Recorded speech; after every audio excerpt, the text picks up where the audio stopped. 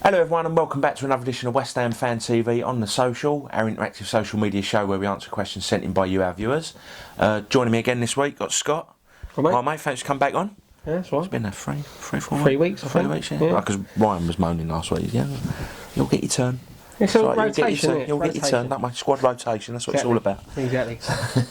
We need to do a big one soon with all of us on. Yeah. And they're quite good, they are. Yeah, although apparently Dan's promised when we get to 20,000 I'm going to have my eyebrows threaded or something, I don't know. Right, first question. Go on, mate. This one's off of YouTube, and it's from Leuben Loftus-Cheek. Oh, right, okay.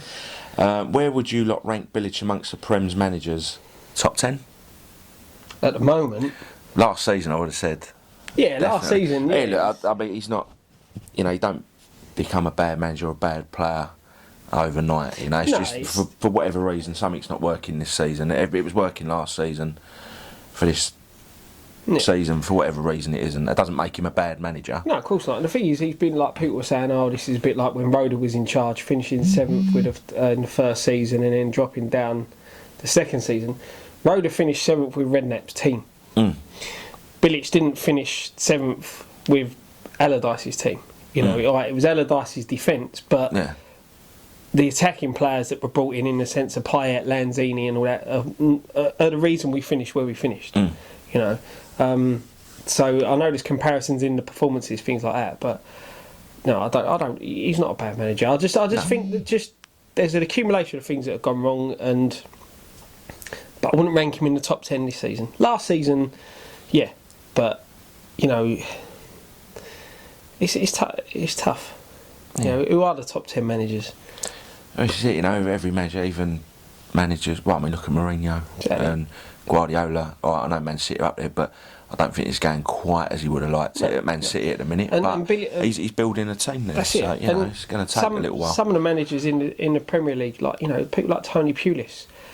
You look at his record with the clubs that he's had and what he does. Does he deserve to be in the top 10 because of the record that he's got? Yeah. It's how you would base the top 10 on this season's performance. He's not a top 10 manager. On last season's performance, he is a top 10 manager. So yeah. Right, the next one. We're on to the Twitter stuff now.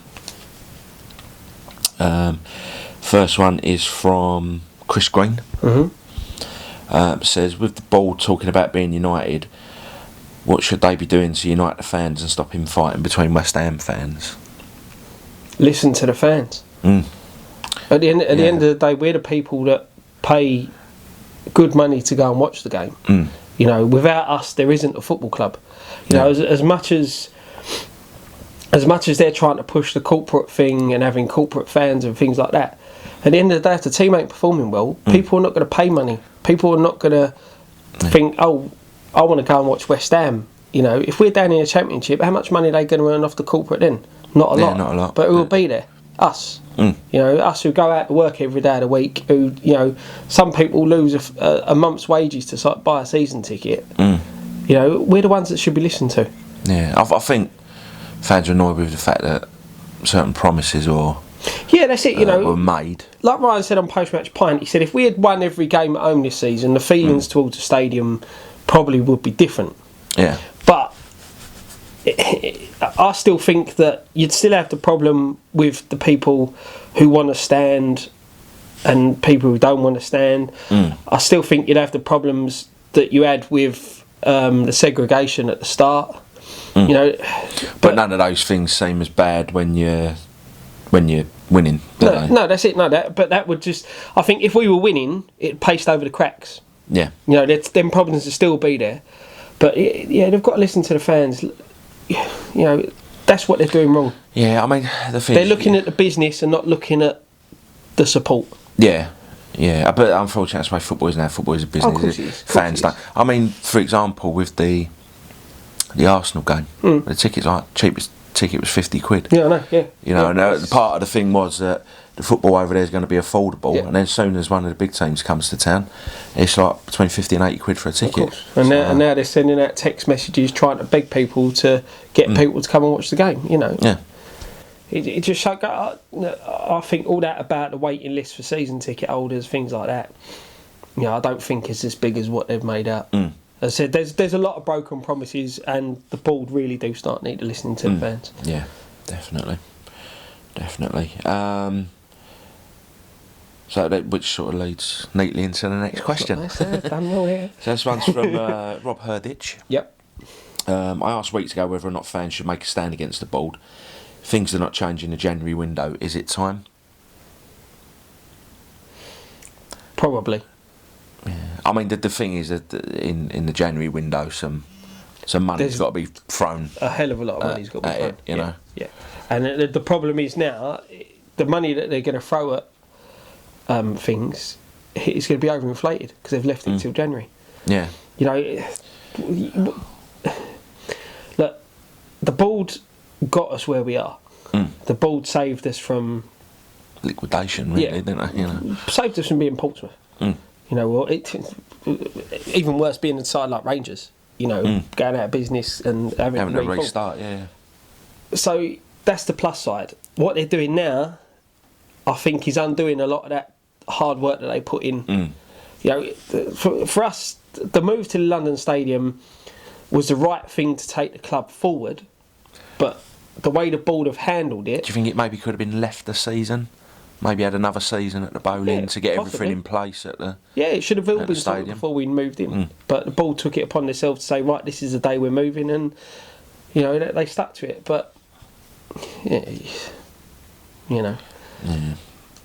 Right, next one's from Mohit at MohitD1998. Says, why are there so many empty seats at the London Stadium, yet there's people dying to get onto the waiting list? I said, I think it's probably got a lot to do with that. You know, some people probably fed up with the way they're being treated. Yeah, I mean, do you think it might be a case of as well because the season tickets were cheaper this year? Might be fans who don't necessarily support West Ham, support other teams, but it's a cheaper ticket. They get to watch Premier League football and they're just picking and choosing the games they're going to. Yeah, could be. But also, the Arsenal game, that's on TV, and sometimes season ticket holders think, "Oh, why am I going to travel up and watch it on the telly?" You know, maybe the pricing of the tickets. That game the pricing of the tickets. You know, as I said, for the amount of people that are on this Claret membership and keep losing out to the ballot, you know, it's I haven't got one yet. Well, it's like so tell I won the Burnley game, right? Now, bearing in mind, you've got all these people waiting on the season ticket list. You've got all the Claret members going through the ballot, and then I get a text message saying tickets for £12.50. You know, well, surely there shouldn't be a ballot then if there's still tickets available. Reissue the tickets, or is there not that many people applying for the ballot? Yeah, I mean the thing is, I've had one ticket on the ballot. All the other games I've been to is mates having spare tickets or. I know someone who's had 3 or 4 on the ballot. So it just goes to show there's something wrong somewhere. Yeah. But yeah, going back to the empty seats, as I said, it's just the performance of the team. A lot of different reasons. Yeah, you know. Games being on the telly, people being kicked out. Yeah. You know, that leads, I don't know how many people have been banned, but there's a few people been banned, so that leads to empty seats. It's just, I think it's accumulation of things as well. And as you said, probably overpricing, especially the Arsenal game. Yeah, like I say, Rars it was 80 quid. Yeah. Rars it, and that's ridiculous for a game of football. Absolutely ridiculous, especially the way the team's playing at the minute. And when you consider away fans pay 30 quid. Exactly, says it all. So, yes, like you say, a lot of reasons. A lot of reasons why people might not go. But also, is the waiting list as long as they're saying? You don't know. We'll see. Or was that another porky pie? No, I don't know. Like I say, the fans wouldn't have access to the figures exactly. So we have to see how that one privileged information. Exactly. So we wouldn't know that. But exactly. So, that's the lot, mate. Twitter done for Twitter. Yeah. You're gonna add some of the Facebook onto this. Yeah. So the phone's there, man.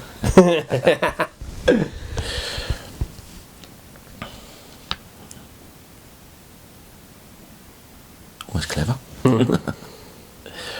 Right, so we're going to take a few off Facebook here, but we will be doing our Facebook special one after this. We've got one is the same question from 2 people. It's Joe Benny and James Snedden. Word for word, they put the same. I know, it's Says, do you think we can improve after January if we sign some players? I mean, we've been saying for a good few weeks now. Signing the right players, getting over this amount of injuries that we keep picking up would be a bonus as well. You know, that and said we need at least 4 decent players. Yeah, definitely need one, at least, maybe 2 strikers. Yeah, I'd say 2 strikers, another defender. Need a right back. David Cullinan. Yep. Do you think that the failure to meet Liverpool's asking price for Benteke was a major error by the board?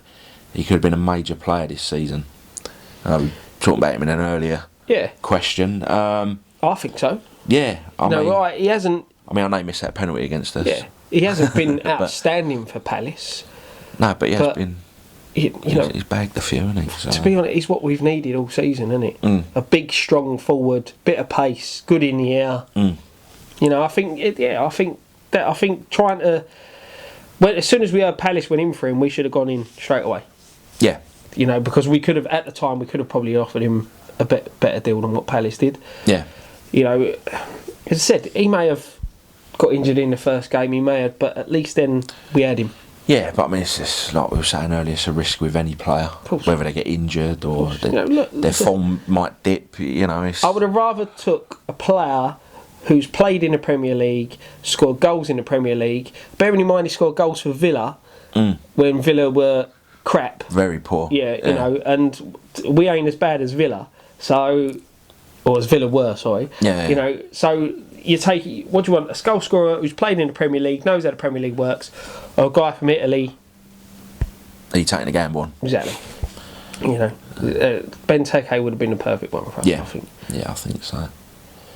Right, I think the last question is from Peter Burton. It's good one, this is up your street here. Go on. Should we revert to a back 4? Also, do you think Noble should be dropped? Is your our tactics man?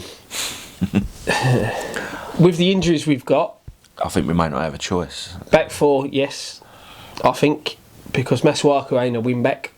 No. Arbeloa's absolutely pointless playing him because I've never seen someone run as slow as he runs. What was it you said? I could run faster. Yeah, you could run faster, and you're a bit older and you're unfit. Dodgy knees as well.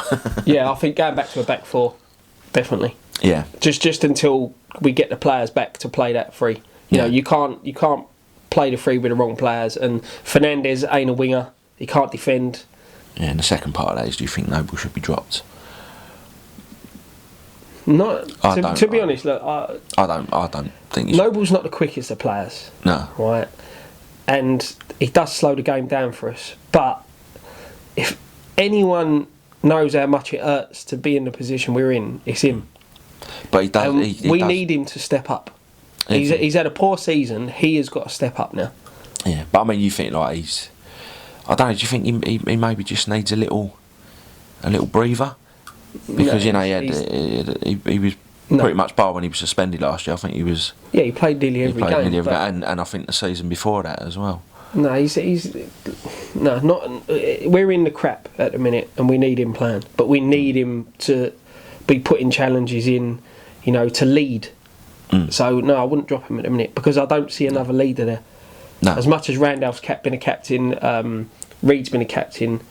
I said Noble knows how much it means and how much he ain't happy with the way things are going. I mean, you can see how much it hurts him. Exactly. When we look, you know. And I said I ain't the biggest Noble fan, but at this moment in time, with the injuries we've got, I wouldn't drop him. Don't forget to follow us on Twitter at West Ham Fan TV, Facebook /West Ham Fan TV, Instagram, Snapchat, all that. Even though we haven't used it for a while, but we're there. We're heading towards it. We're going to start using it. So once again, thanks for taking the time and thanks for watching. One thing left to say, mate. Come on, you irons.